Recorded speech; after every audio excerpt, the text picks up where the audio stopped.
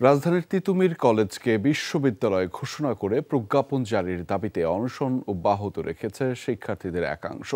এর আগে বৃহস্পতিবার রাত ৯টার দিকে আন্দোলনরতদের অনশন ভাঙাতে কলেজে আসেন মন্ত্রণালয়ের যুগ্ম সচিব মোহাম্মদ নুরুজ্জামান। বলেন, ৭ কলেজ নিয়ে যৌক্তিক ও সম্মানজনক সমাধানে কাজ করছে মন্ত্রণালয়ের গঠিত কমিটি। গুরুত্ব দেওয়া হচ্ছে আলাদা বিশ্ববিদ্যালয় করার দাবিকেও। এতে আশ্বস্ত হয়নি শিক্ষার্থীরা। রাতভর বিশ্ববিদ্যালয়ের সামনে অবস্থান নেন তারা। জানান, দাবি পূরণ না হলে ব্যারিকেড টু মহাখালী কর্মসূচি ঘোষণার কথাও।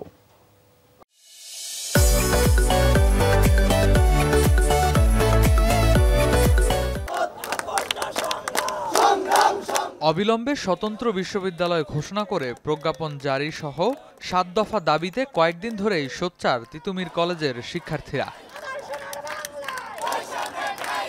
দাবি আদায়ে বৃহস্পতিবার সকাল থেকেই প্রতিষ্ঠানটির প্রধান ফটকের সামনের রাস্তায় অবস্থান নেন তারা।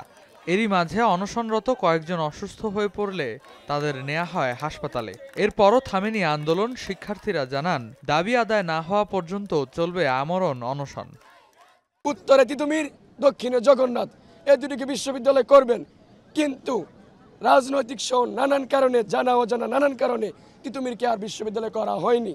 আমাদের একটা কমিটি গঠন করা হয়েছিল, কিন্তু সেই কমিটি তিতুমির পর্যন্ত আসা হয়নি। আমরা জিজ্ঞাসা করেছিলাম আমাদের ফিজিবিলিটি টেস্টের কি অবস্থা।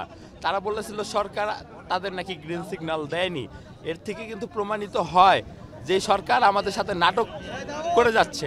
এদিকে শিক্ষার্থীদের অনশন ভাঙতে রাত ৯টার দিকে তিতুমির কলেজে আসেন মন্ত্রণালয়ের যুগ্ম সচিব মোহাম্মদ নুরুজ্জামান।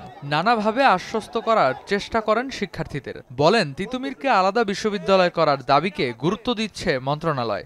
তোমাদের যে দাবি, এইটা পূর্ণাঙ্গ বাস্তবায়ন না পর্যন্ত তোমরা এই কষ্ট করবে, এই আন্দোলন চলবে, এটা আমি বুঝতে পেরেছি।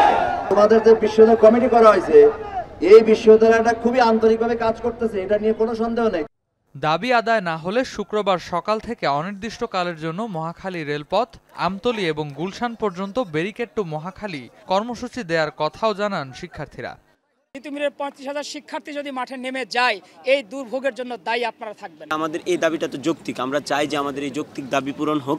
আমরা আমাদের দাবি আদায় না হওয়া পর্যন্ত আমরা আমরণ অনশনে আছি। এটা আমাদের এই কর্মসূচি আমাদের চলতে থাকবে।